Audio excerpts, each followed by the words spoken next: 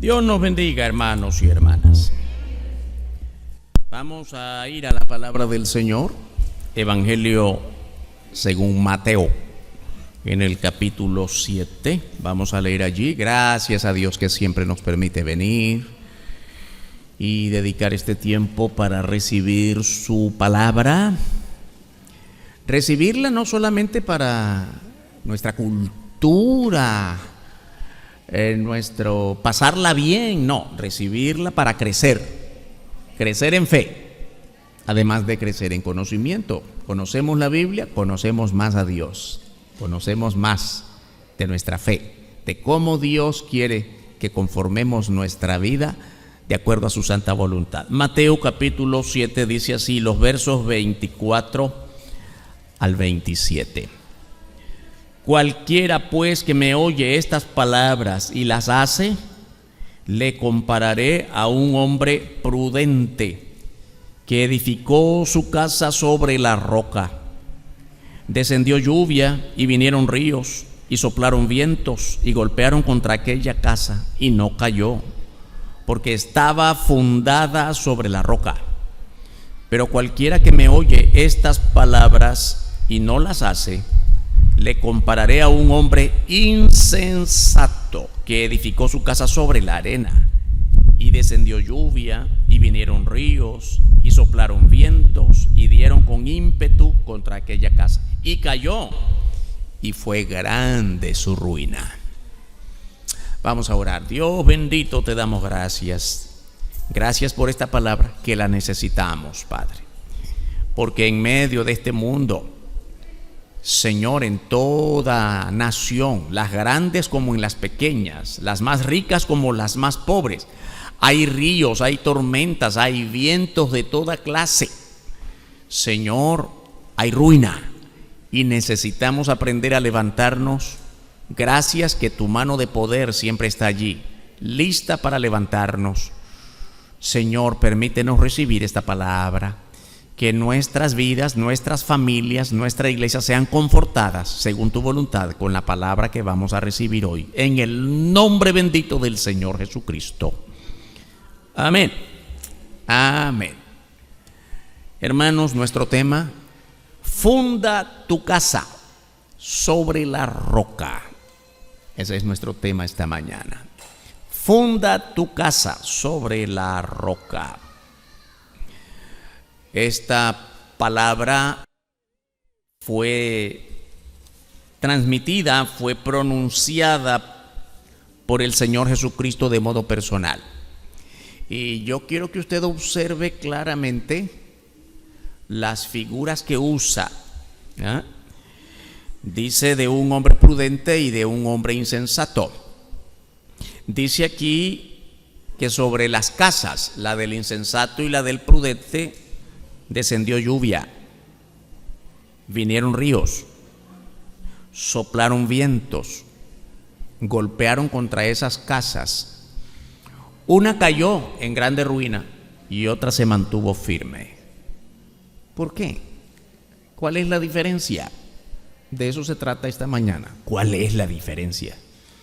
Y cuando hablamos de casas, espero que usted comprenda bien que no estamos hablando exactamente de edificios, sino de nuestras vidas. Vidas caídas en ruina, matrimonios caídos en ruina, iglesias caídas en ruina. Qué triste, ¿no? Naciones caídas en ruina. Ya sé que algunos están pensando, sí, pastor, ¡ay, las naciones! Espérese que no estamos hablando solo de algunas que viven convulsiones sociales como las nuestras. Usted está al tanto de lo que ha ocurrido en las últimas semanas en Europa, la gran Europa. Inundaciones. Yo nunca pensé ver grandes naciones, no voy a mencionar ningún nombre de esas naciones, pero las más poderosas han recibido tormentas e inundaciones que han destruido pero enorme cantidad de viviendas en esas naciones poderosas. Y han habido miles de millones de dólares en pérdidas de edificios y eso. ¿Comprende de qué estamos hablando? Que de repente cuando el Señor Jesús usa estos elementos de lluvia, tormenta, vientos, sí sabemos cómo destruye y hay ruina. Asimismo es la ruina en aquellas vidas de cristianos que deberían ser sólidas y ejemplares a los ojos del mundo, pero caen en ruinas, porque parecía que eran, pero no eran. Parecía que habían encontrado la roca, pero estaban en la arena. Pensar, hermanos y hermanas, que hay vidas todavía que se desploman hoy. ¿Cómo evitar caer en la ruina? Pero aun cuando caemos en la ruina, el Señor nos puede sustentar, levantándonos sobre la roca. Y la roca es Cristo. De esto se trata la palabra de hoy. Vamos a hablar primero de las casas fundadas sobre la arena. El pasaje que leímos, el Señor Jesucristo habla primero de la casa del prudente que edificó sobre la roca. Vamos a cambiar un poquito. Primero hablemos de la segunda casa, la que fue fundada sobre la arena. Y tal vez la necesidad de hacerlo así es porque yo creo que es lo más común.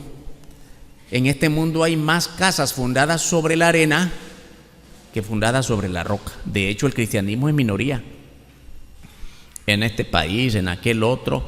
Y óigame una cosa muy importante: no hay una nación del mundo en el cual la mayoría sean los cristianos.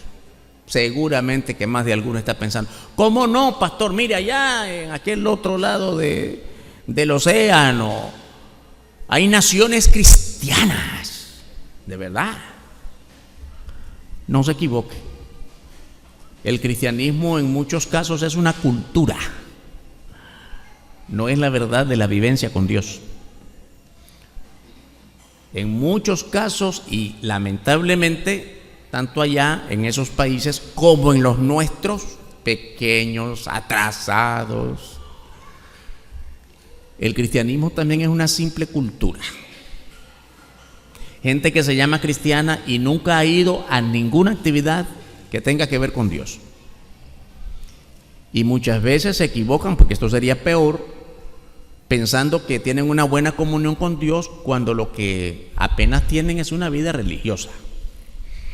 Religión y cultura son instrumentos del maligno para engañar a aquellos que creen ser cristianos y se sienten bien, pero al final son vidas arruinadas porque están establecidas sobre la arena. Así que, como esto es la mayoría del mundo, pensemos primero entonces, consideremos primero en casas fundadas sobre la arena. Pueden tener una gran apariencia. Óigame, cuando nosotros pensamos en construir una casa, si tenemos los recursos, pensamos en los mejores materiales y los mejores constructores: hierro, cemento, piedra, buen cimiento. Pero lamentablemente, cuando no tenemos los recursos, ¿en qué pensamos? Bueno, por lo menos un techo, y si no, cartón y cualquier cosa, maderita débil. Por supuesto que estamos bien claros que cuando vengan los primeros vientos hay que buscar dónde esconderse. Hay personas que creen en tener la mejor casa, bien pintaditas, adornaditas, pero sin cimiento sólido, y por eso caen en la ruina. Pueden tener una gran apariencia, parecen fuertes, bellas, pero no tienen profundidad. Muchos hogares están fundados sobre la arena. Ahora hablamos de hogares, no de la casa. Cuando aquí en nuestra iglesia hablamos muchas veces del tema de la familia, hemos aprendido a hacer la diferencia entre familia y hogar, y me gustaría repetir estos conceptos. De repente hablamos indistintamente de familia y de hogar como si fuera lo mismo. No nos equivoquemos, una cosa es la familia, otra cosa es el hogar. Familia es el grupo al que pertenecemos por razones de parentesco, sangre, pero hogar es otra cosa. Hogar es la calidad de vida en esa familia, en esa casa. La calidad de vida no depende de la casa buena en cuanto a construcción. Porque hay mansiones hermosas, hay piscina, hay terrazas, qué bonito, yo quisiera vivir ahí. Pero otros dirían, usted no sabe qué clase de gente vive ahí, ni se conocen, ni se hablan, se odian. El marido en un cuarto y la esposa en otro. Eso no es hogar. Ahora, ¿cuántos tenemos en las ciudades, en el campo, en el área rural? Uy, están bajo un techo muy débil, pero hay calor de hogar. Hay pobreza, pero se aman. Pero hay solidaridad el uno con el otro. Hay calor de hogar. Otras veces hemos estudiado que la palabra hogar proviene del mismo origen griego de la palabra hoguera. Qué bonito, mire. Hoguera. ¿Qué cosa es la hoguera? Pensemos en una nación, muchas veces hemos hablado de esto en nuestra iglesia, en una nación donde hay nieve. Muchos de nosotros apenas conocemos la nieve cuando hemos salido a otros países, pero aquí, cuando nieve, ni sabemos lo que es realmente un frío. Pero donde hay nieve, hay mucho frío, y entonces la vida no es afuera, la vida es adentro, en la casa donde hay una chimenea, una hoguera.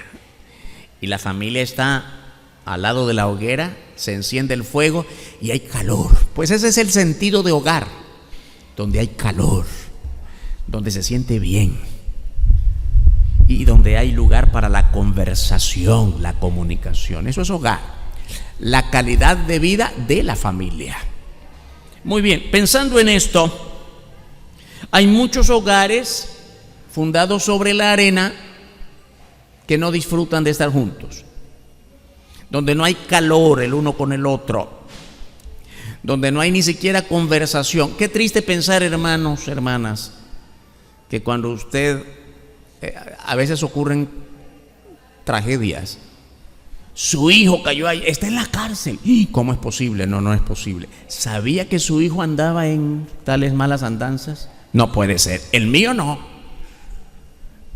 ¿Cuántos padres caen en la situación vergonzosa de ni siquiera saber en qué andaban sus hijos? Pensé que andaba en lo bueno. Nunca hubo un tiempo de conversación. Siempre que nos toca conversar con algún adolescente, no olviden que aquí tenemos un colegio y con mucha frecuencia nos toca conversar con adolescentes. Y qué triste cuando hablamos con los adolescentes, ya lo que estás haciendo lo sabe tu mamá. Mi mamá nunca habla conmigo. Pero de parte tuya, no, yo quiero hablar con ella, pero ella no, estoy muy ocupada. Mi papá en el trabajo. Ay, hermanos y hermanas, el comienzo de la ruina. Tenemos buena casa, tenemos buenas amistades, hay situación económica buena, pero no hay hogar. Casas fundadas sobre la arena están sostenidos por filosofías equivocadas, idolatría o religiosidad en lo cual Dios no es el centro. Dios es apenas una lejana referencia. En cuanto a cultura, pueden ser muy cultos, respetables, con buenas amistades por todos lados, pero suelen estar llenos de amarguras, de resentimientos. Qué triste pensar que hay enemistad en el fondo de los mismos hogares. Hijos, hijas que por mucho tiempo se disgustan, padres en la misma situación de disgusto, de desconfianza, de infidelidad. Por supuesto, estamos hablando de hogares que viven alejados de la voluntad de Dios. Cualquiera pudiera decir, el hermano pastor está hablando de hogares no cristianos. No, hermano, no se equivoque. Esto es natural en los no cristianos, pero también entre los cristianos, alejados de la voluntad de Dios. Van a la iglesia, pero viven alejados de la voluntad de Dios. Vamos a ver aquí lo que dice Gálatas, la carta de Pablo a los Gálatas en el capítulo 5, los versos 19 al 21. Dice la palabra, conocemos muy bien Esta es una de las listas de pecados. Hay algunas listas de pecados en diversas partes del Nuevo Testamento. Esa es una de ellas, quizá una de las más conocidas. Y manifiestas son las obras de la carne. Aquí la carne es, y manifiestas son las obras de aquel que vive alejado de Dios. Hermanos, aunque sea de la iglesia, alejado de Dios, se manifiesta más la carne que la relación con el Señor, que la relación con el Espíritu. ¿Cuáles son estas manifestaciones de la carne? Adulterio, fornicación, inmundicia, lascivia, idolatría, hechicerías, enemistades, pleitos, celos, iras, contiendas, disensiones, herejías, envidias, homicidios, borracheras, orgías y cosas semejantes a estas. Mire, ¿sabe por qué es importante esta última expresión y cosas semejantes a estas? Porque quiere decir, y la lista no se cierra. Cualquiera diría, pues yo no soy hechicero, no tengo enemistades, no peleo, no tengo celos, no tengo ira. Así que no quepo yo en esta lista, pero dice, espérese, la lista no se cierra. Y cosas como estas. Entonces aquello que hago que no está en la lista también cabe aquí. Y sigue diciendo, y cosas semejantes a estas, acerca de las cuales os amonesto. Pablo amonesta con autoridad espiritual.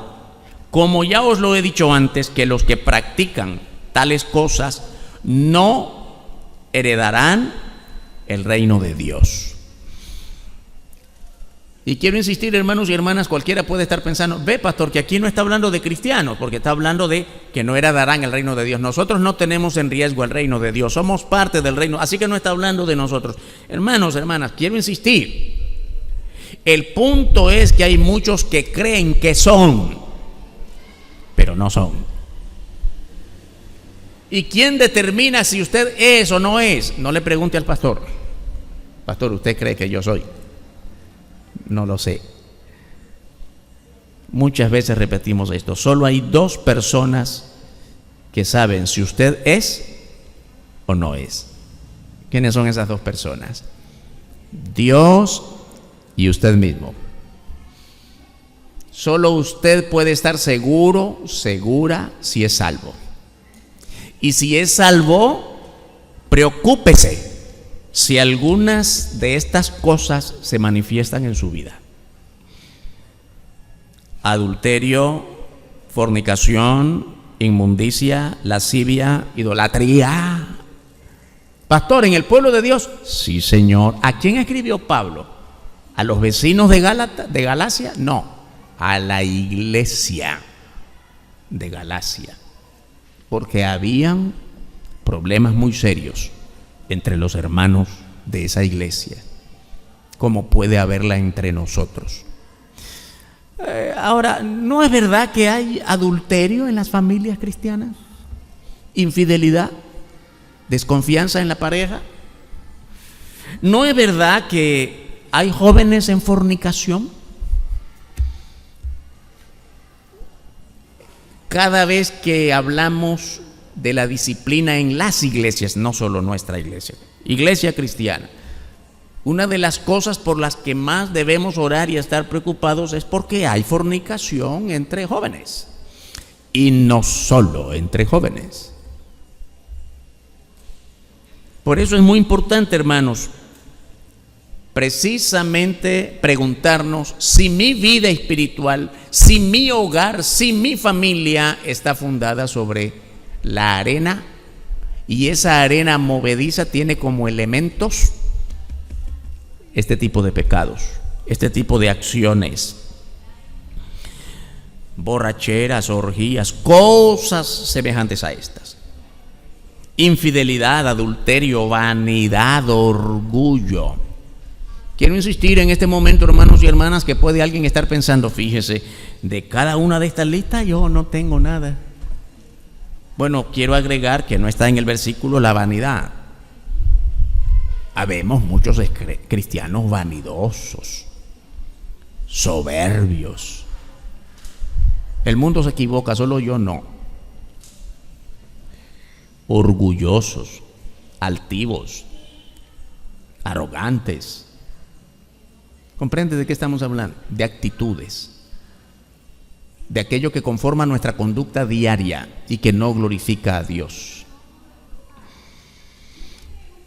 No es por casualidad o por mala suerte que aquella casa cayó en ruina.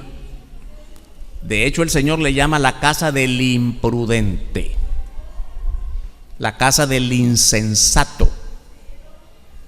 Es el mismo Señor Jesús quien llama imprudente al que construyó esta casa en esta figura de la que Él está hablando. Jesús dice que es insensato, es decir, aquel que construyó una casa sobre la arena por sus propias decisiones. No dice que fue por pobreza, porque ni siquiera tenía cómo levantar una casa. No, la levantó allí porque decidió hacerlo así. Y quizá alguien le advirtió del peligro. No siembres tu casa sobre la arena. Viene cualquier viento y la destruye. No importa. Lo que quiero es que recibir a mis amigos y que se vea bonita y tener aceptación entre todos. No importa si no está bien cimentada. Mateo capítulo 7, verso 26, que ya lo leímos. Cualquiera que me oye estas palabras y no las hace, quiere decir, tenía la posibilidad de hacerlo, pero no lo hizo, le comparo a un hombre insensato, que edificó su casa sobre la arena. Ahora yo creo que todos nosotros estamos bien claros de los enormes riesgos de poner una casa sobre la arena movediza, la arena que no da sostén a cualquier cosa que se levante sobre ella. Preguntémonos, hermanos y hermanas, ¿por qué habrán cristianos que viven así? ¿Cómo es posible que hayan cristianos, después de haber recibido al Señor, ser salvos, conocer su palabra, que deciden sembrar sobre la arena? Quiere decir que deciden hacer su vida fuera de Dios, de la voluntad de Dios, aunque conozcan la voluntad de Dios. Tal vez sea porque aunque sean cristianos, la Biblia está lejos de sus mentes. Y siempre tenemos que hacernos la pregunta: ¿cuánto tiempo le dedico a la palabra de Dios en mi vida diaria? Pastor, es que usted no sabe cuánto tengo que trabajar, soy una persona tan ocupada. Con razón, estamos cayendo en la ruina. Porque nuestra prioridad es el negocio, porque nuestra prioridad son las amistades, porque nuestra prioridad es el placer, el ocio y no la palabra. Cuando la vida cae en ruina es porque estás lejos de la palabra de Dios. ¿Por qué hay hogares cristianos que viven así? Porque Cristo no es el centro de tu vida. Por mucho que te llames cristiano, Cristo no es el centro de tu vida. Hermanos, hermanas, no puede haber cristianismo sin Cristo. No puede haber vida espiritual sin el Espíritu de Dios. Cualquier otra cosa es un engaño. La iglesia, hermanos y hermanas, para este tipo de hogares sembrados en la arena es sencillamente una referencia cultural, una referencia religiosa y no la escuela espiritual en la que todos debemos crecer. Cuando decimos que es una referencia cultural, parece que algunos piensan que si el vecino sabe que tú eres cristiano, que te tienen alta estima. Son cristianos. Parece buena cosa ser cristianos, aunque nunca vaya a la iglesia, aunque nunca ore, aunque nunca se deje impactar por la persona de Cristo según las Escrituras. La iglesia no es tu escuela espiritual. No hay liderazgo espiritual en el hogar. Otra de los factores, de los elementos que nos conducen a que nuestro hogar esté en ruina, a que nuestra casa esté en la arena, a que nuestra propia vida espiritual esté en declive, es que no hay liderazgo espiritual en la casa. Pastor, sí, yo mando. No estamos hablando de quién manda. Es la calidad de esa autoridad espiritual. Recuerden que muchas veces que hablamos del hogar, de la familia, del matrimonio, de la crianza de los hijos, en nuestra iglesia insistimos mucho, hermanos, hermanas, No le pidas a tu hijo que ore si nunca te ha visto orar a ti, si nunca has orado con él, con ella. No le pidas a tu hijo que vaya a la iglesia si no lo traes tú. Yo creo que estamos bien claros, esto ocurre en muchas partes, muchos lugares. Cuando el niño tiene 5 o 6 años y alguien lo trajo a la iglesia, algún vecino, alguna maestra de escuela dominical, alguna abuelita o abuelito, y aprendió a venir a los 5 o 6 años, el niño desea venir. Pero como papá y mamá nunca vinieron con él, con ella, cuando el niño llega a los 8, a los 9, que ya está rebeldito, ya no quiere venir. Difícil. Y aquellos que dicen, ay, se volvió un rebelde este bandido, hay que llevarlo a la iglesia. Nunca lo trajiste. Y yo he escuchado a algunos poniendo culpa en la escuela dominical. Es que los maestros de escuela dominical no hacen bien su trabajo. ¿Y quién le dijo que el rol del maestro de la escuela dominical es sustituirle a usted con lo que no es capaz de hacer en casa? ¿Cuánto tiempo pasan nuestros niños de escuela dominical acá?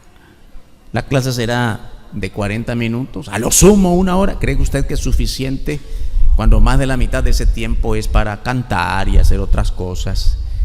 Y usted está todo el tiempo con ellos en casa. Bueno, es lo que esperamos, que usted esté todo el tiempo en casa. Cuando hay total descuido, también le ponemos culpa a la maestra de la escuela, su conducta. La maestra, el maestro de la escuela no le está dando buena educación a mi niño. El maestro de la escuela no ha sido llamado para sustituirle a usted como padre y madre. En nuestros hogares no estamos desarrollando liderazgo espiritual. No hay vida devocional en nuestros hogares. Y estamos dejando que el mundo enseñe a los niños y a los adolescentes y a los jóvenes todo aquello que es indeseable a los ojos de Dios. Satanás está ocupando el vacío que no llenamos con Cristo. Todo lugar que no ocupas no queda vacío, no, Satanás lo ocupa. Nunca olvides esto, no hay un solo lugar de tu vida que quede vacío. Aquel lugar que está vacío, Satanás quiere ocuparlo. En tu tiempo, en tu mente, en tu palabra. Si no está la palabra de Dios, tu boca no va a estar cerrada, siempre está produciendo otro tipo de palabras. Por eso tenemos que aprender a llenar todo nuestro ser de la persona de Cristo. Los resultados de esa forma de vida. Gálatas capítulo 5 versículo 21, la parte final de este versículo que leímos. Ellos no heredarán. Los que practican tales cosas: lascivia, borrachera, disensiones, herejías, enemistades, pleitos, inmundicia, idolatría, fornicación. ¿Cuál es el resultado? No heredarán el reino de Dios. Señor, pero si yo iba, yo oraba. Sí, pero no, tu corazón no era mío. Parecía que eras, pero nunca fuiste. Pastor, usted insiste mucho. ¿Usted cree que hay personas en la iglesia que creen que son, pero no son? Ay, hermano, el ejemplo lo tenemos claro. Hay muchos ejemplos en la Biblia, pero le voy a dar uno solo. ¿Cuánto tiempo estuvo el traidor Judas con Jesús? Y el mismo Señor Jesucristo declaró al final: todos, Padre, están conmigo menos uno. Este nunca fue mío, el hijo de perdición. El Señor Jesús orando al Padre antes de ir a la cruz: todos están conmigo, los que son tuyos. El que no es mío, no. Ese nunca fue mío, ese es el hijo de perdición. Y estaba con él, con ellos. Fue parte de los que estaban viendo los milagros de Jesús constantemente, de oír la palabra de Jesús todo el tiempo, pero no era suyo.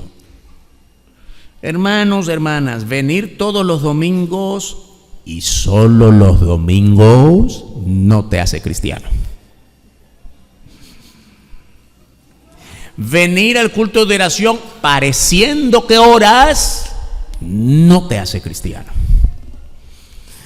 Dar de comer al pobre no te hace cristiano. Ahora bien, todo esto que estoy diciendo, venir, orar, dar de comer al pobre, visitar al preso, orar por el enfermo, cuántas cosas es bueno hacerlo, pero porque somos cristianos, no para ser cristianos. Son manifestaciones de la nueva persona en Cristo, no para ser nueva persona en Cristo. Los que practican el pecado dan muestras de no ser cristianos, o lo que es lo mismo, dan muestra de no ser salvos. Este es el resultado de no heredar el reino de Dios. Dice Mateo 7:27 en la pasaje que comenzamos leyendo. El insensato, el imprudente, sembró su casa sobre la arena, y vinieron los vientos, vinieron los ríos, con ímpetu, porque el mundo no juega, no hace bromas, lo toma en serio. Cuando digo el mundo, ¿quién está detrás del mundo de pecado? Satanás. Hermanos, aprendamos, Satanás no anda jugando con nadie, anda buscando cómo devorar. ¿No es eso lo que dice la Biblia? Que anda buscando siempre a quién devorar. Satanás quiere devorar tu matrimonio. Satanás quiere acabar con tu hogar, quiere acabar con tus hijos. Satanás quiere devorar a la iglesia. No anda jugando. No juegues con un pie en la iglesia y otro en el mundo de pecado. ¿Y cómo dice? ¿Cuál es el final? 7:27. Y cayó y fue grande su ruina. En los hogares esta ruina puede ser, hermanos, pleitos, hijos y padres en adicciones, vicios, divorcios, vergüenza. Fue grande su ruina. Cimentaron su vida en su propio orgullo, en su propio ego, en sus propias enemistades, en sus propias iras, alejados de Dios, y fue grande su ruina. Ahora, hermano o hermana, vamos a ir a la otra parte, que es la primera del pasaje bíblico. Las casas fundadas sobre la roca. Cristo nos levanta de la ruina. Parece que dije una mala noticia, porque fuimos abundantes en hablar de la ruina. Y cualquiera está de aquí, ay, pastor, todo lo que está diciendo me está cayendo. ¿Qué hago si estoy en la ruina? Estoy acabado. Buena noticia, esto no se acaba aquí. Cristo te levanta de la ruina.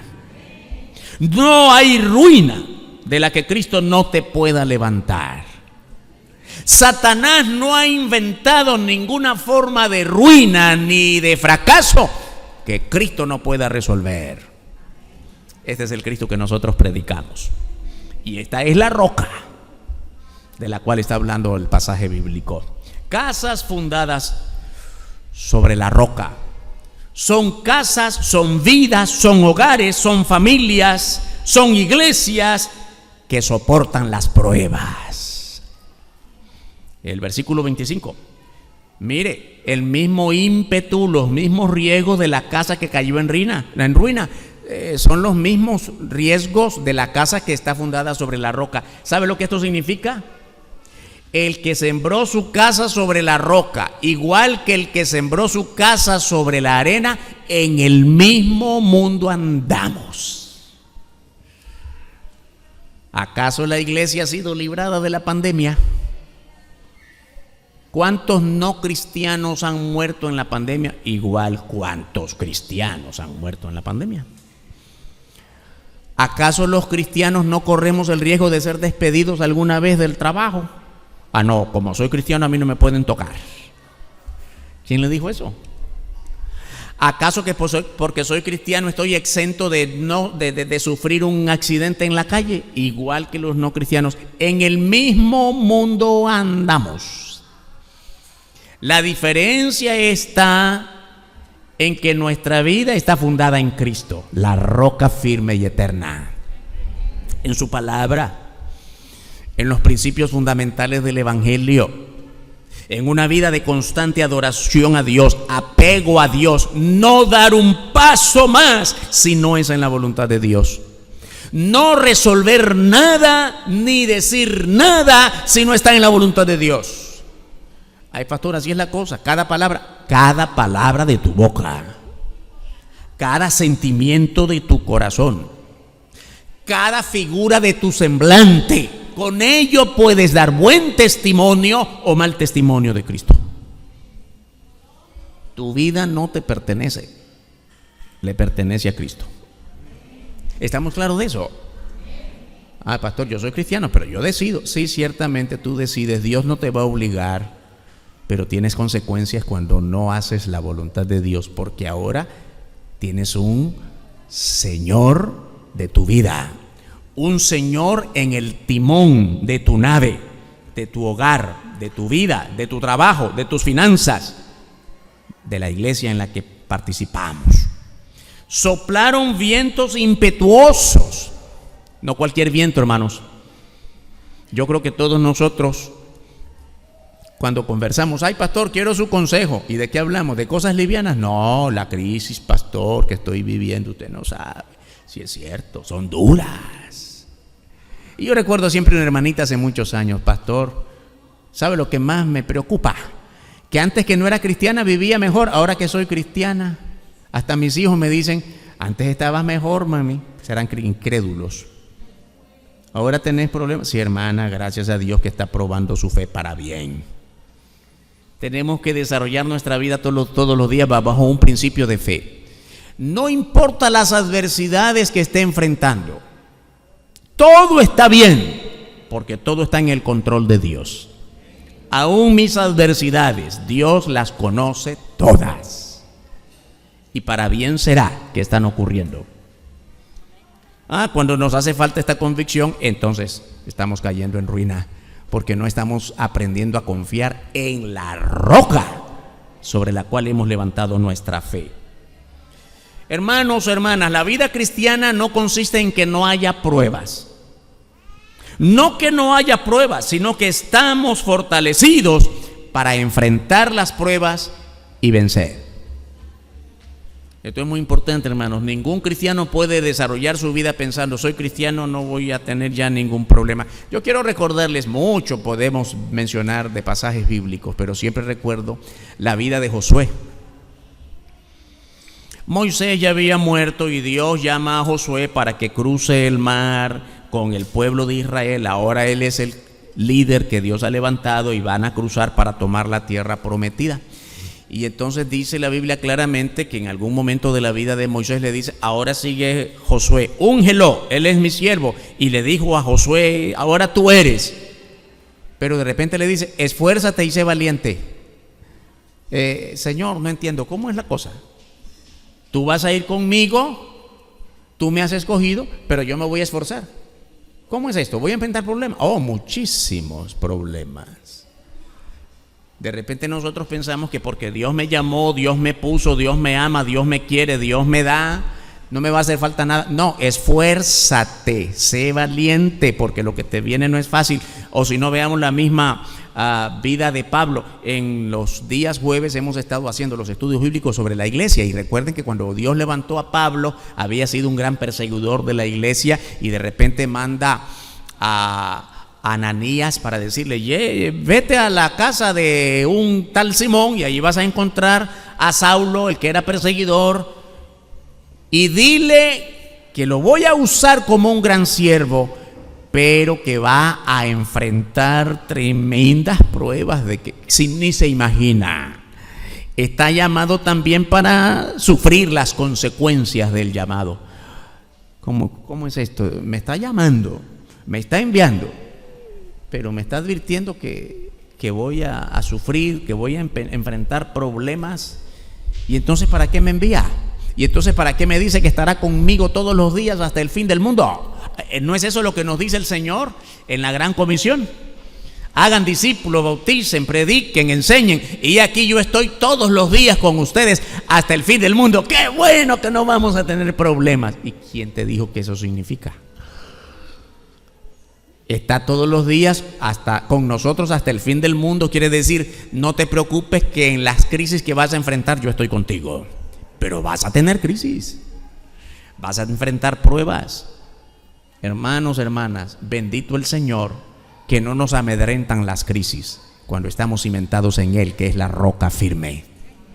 Por eso no es que no haya pruebas, sino que estamos fortalecidos en Él. Sus obras son guiadas por el Espíritu de Dios. Aquel hombre prudente que sembró su casa sobre la roca tiene su vida guiada constantemente por el Espíritu de Dios. Y esto se conforma con las vidas devocionales. Aquella casa, aquel hogar, aquella familia tiene vida devocional, conoce la palabra. Quiero tomar un instante rápido para decir, hermano, orientar bien qué cosa es una vida devocional. Normalmente nosotros decimos el culto familiar, y tengo mucho temor de usar esta frase o de este término, culto familiar, por todo lo que he visto en muchas casas, muchos hogares. Óigame, qué lindo, qué bonito, qué productivo en términos espirituales es cuando en la casa los hijos van a la escuela, usted va al trabajo, la esposa también, y al final del día, cuando ya todos estamos en casa, quizá tomamos el alimento juntos. ¿Cuántas cosas tenemos para decir? ¿Cuántas veces hemos dicho, hermanos, verdad que el comedor ya no es el lugar para conversar? El comedor está lleno de libros y cuadernos y portafolios, es la mesa de trabajo, ¿sí o no? Yo creí que solo en la mía. En la mayoría de las casas. ¿A dónde conversamos? Bueno, ya no conversamos primero. Y si logramos sentarnos, más o menos uno es cerca del otro, es frente a la televisión. Y cuando estamos frente a la televisión, hacemos competencia. A ver quién agarra primero el control. Porque papá quiere ver la noticia, mamá quiere ver las novelas y los muchachos quieren ver cualquier serie de esas que son de muerte y de cosmos y de cosas raras que por lo menos yo no le entiendo. Y el primero que agarra el control, ese tomó el control de la casa. ¿Comprende?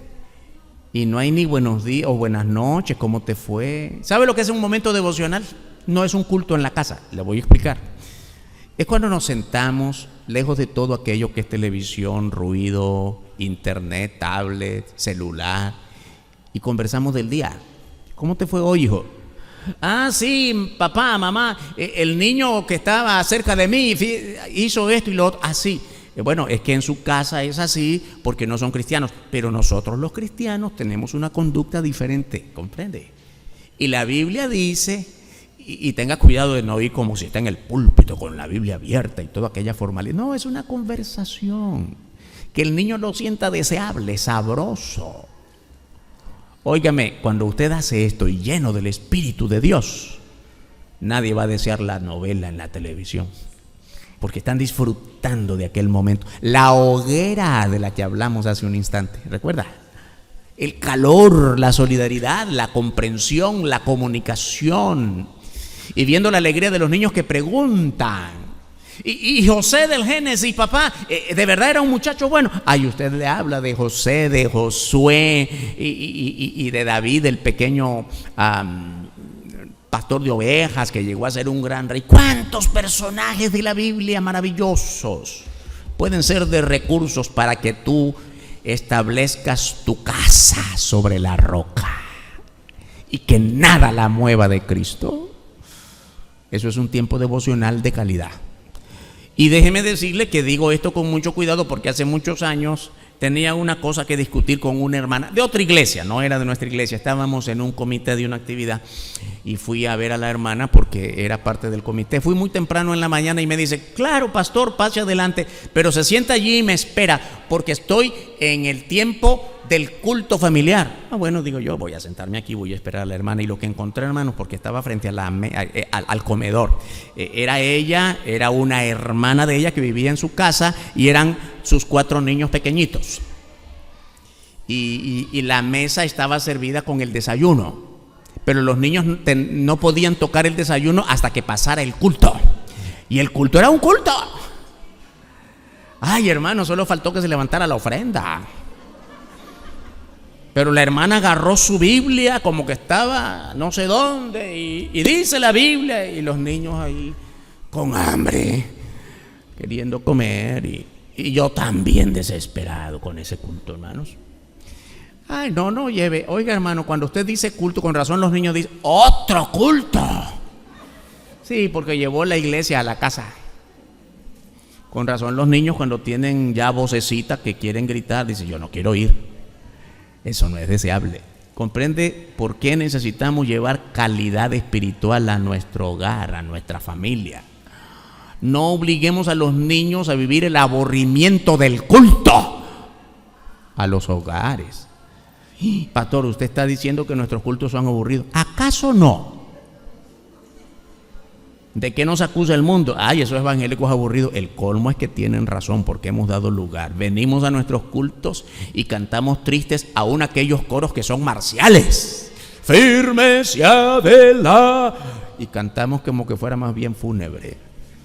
Firmes y adelante. Ay, por eso yo siempre, algunos ven que estoy cerca de los músicos, porque son los que determinan el ritmo. Cantemos alegres, porque hasta Dios se pone triste con estos cantos fúnebres.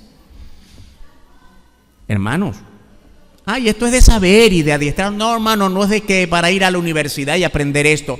El Espíritu de Dios te conduce cuando pones tu vida bajo el control de la roca que es Cristo. Él produce en tu vida gracia y deseo de hacerlo bien para su gloria. De eso se trata, hermano, poner nuestra vida sobre la roca que es Cristo. El hogar que ha aprendido a vivir en amor y en paciencia. Cuando tienes tu vida cimentada en Cristo, Dios produce en ti esas actitudes que no se compran en el mercado, que no se enseñan en la escuela, que no hay un curso para esto. El Espíritu de Dios produce todas esas actitudes que son naturales de Dios en nosotros. Son instrumentos para el bien, rechazando lo malo. Los hogares cimentados en Cristo se vuelven instrumentos de Dios para servir de ejemplo a todo aquel que no es cristiano. Nuestra vida se vuelve deseable a los ojos de otros. Y todo esto tiene grandes resultados, hermanos. Un Dios que es nuestra roca se manifiesta en el Salmo 73, verso 26. Salmo 73, verso 26, dice la palabra: mi carne y mi corazón desfallece, mas la roca de mi corazón y mi porción es Dios para siempre. Qué bendición, hermanos. Que Dios sea la roca de tu vida, tu hogar, la iglesia, para siempre. Es un asunto de decisión. Si tú decides que Cristo sea la roca, tienes que renunciar a ti mismo. Tienes que dar lugar al Espíritu de Dios que te vivifique. Aun cuando tu casa pueda estar en ruina, Cristo puede ponerla sobre la roca, y la roca es Cristo. Cuando Jesucristo es el centro de tu hogar, estás fundado sobre la roca. Estás preparado para enfrentar cualquier clase de adversidad en todos los planos de tu vida. Si todavía no estás fundado sobre la roca, es urgente que empieces hoy, porque los tropiezos y las complejidades de esta vida abundan. Todos necesitamos fundar nuestra vida en la roca que es Cristo el Señor. Te alabamos, Padre. Gracias por tu palabra en esta hora. Una palabra necesaria, una palabra que necesitamos oír en la iglesia, en la familia, en nuestra propia vida, para transmitir todo el resultado de la roca, todo lo que resulta de la vivencia con el Espíritu Santo, transmitirlo frente a los ojos que nos ven, en el vecindario, en el centro de trabajo, donde quiera que nos movemos. Gracias por esta palabra, en el nombre bendito y santo de nuestro Señor y Salvador Jesucristo. Amén. Dios nos bendiga, hermanos y hermanas.